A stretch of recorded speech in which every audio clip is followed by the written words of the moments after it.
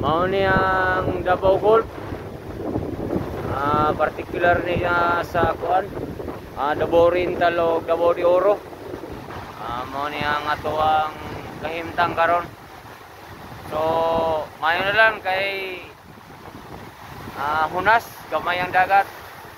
Pero nag-advise na ko sa atong mga silingan nga inigtao ba ni ila bantay-bantay na lang kita ni. Kinahanglan alerto kayo ta ninyo. Dili pa man kayo kusog ang hangin pero ang ato ang balod murag wala ray sa kadupa. Mubalod na sad.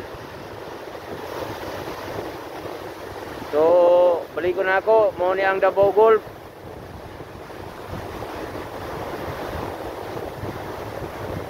So, amping o gampo ang tanan.